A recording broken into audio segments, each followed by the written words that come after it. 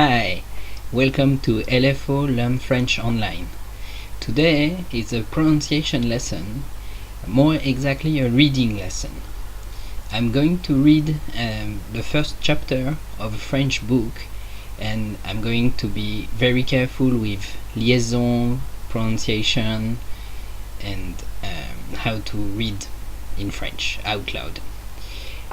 This lesson is to help you to hear how a French person speaks, and again about the liaisons, because it's a little difficult. What you can do is follow the book with me. I will put the link to the PDF in the description. It's a free book. It's Le Petit Prince by Saint-Exupéry. You can download it if you want. It's free.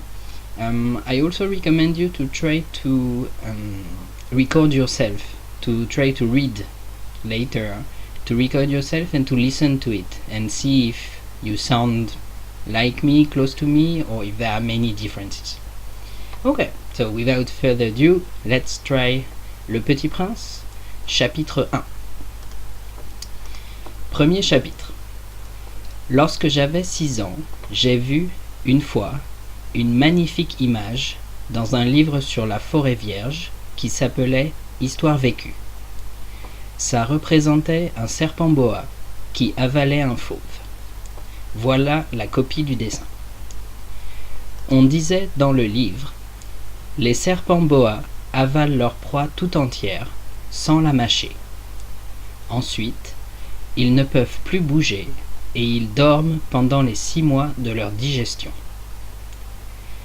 J'ai alors beaucoup réfléchi sur les aventures de la jungle et, à mon tour, j'ai réussi, avec un crayon de couleur, à tracer mon premier dessin. Mon dessin numéro 1. Il était comme ça. J'ai montré mon chef-d'œuvre aux grandes personnes et je leur ai demandé si mon dessin leur faisait peur. Elles m'ont répondu: pourquoi un chapeau ferait-il peur? Mon dessin ne représentait pas un chapeau. Il représentait un serpent boa qui digérait un éléphant. J'ai alors dessiné l'intérieur du serpent boa, afin que les grandes personnes puissent comprendre. Elles ont toujours besoin d'explications. Mon dessin numéro 2 était comme ça. Les grandes personnes m'ont conseillé de laisser de côté les dessins de serpents boa ouverts ou fermés et de m'intéresser plutôt à la géographie, à l'histoire, au calcul et à la grammaire. C'est ainsi que j'ai abandonné, à l'âge de 6 ans, une magnifique carrière de peintre.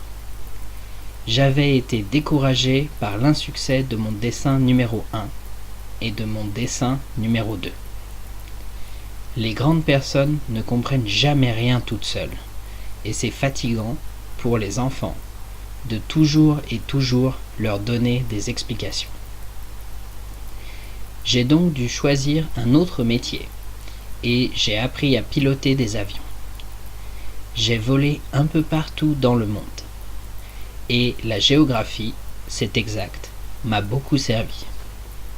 Je savais reconnaître du premier coup d'œil la Chine de l'Arizona. C'est très utile si l'on est égaré pendant la nuit.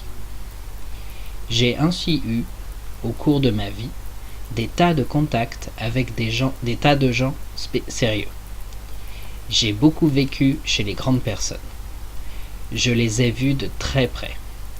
Ça n'a pas trop amélioré mon opinion. Quand j'en rencontrais une qui me paraissait un peu lucide, je faisais l'expérience sur elle de mon dessin numéro 1 que j'ai toujours conservé. Je voulais savoir si elle était vraiment compréhensive. Mais toujours elle me répondait « c'est un chapeau ». Alors je ne lui parlais ni de serpent boa, ni de forêt vierge, ni d'étoiles. Je me mettais à sa portée. Je lui parlais de bridge, de golf, de politique et de cravate. Et la grande personne était bien contente de connaître un homme aussi raisonnable. Okay, I hope you enjoyed it. This is only the first chapter of Le Petit Prince. It's a very nice story. It's a really famous French book. So I recommend you to try to continue to read it by yourself. As for the pronunciation, I hope you could hear me clearly. You could hear the liaison when the S and the N especially. If you have any questions, please leave a comment. Thank you.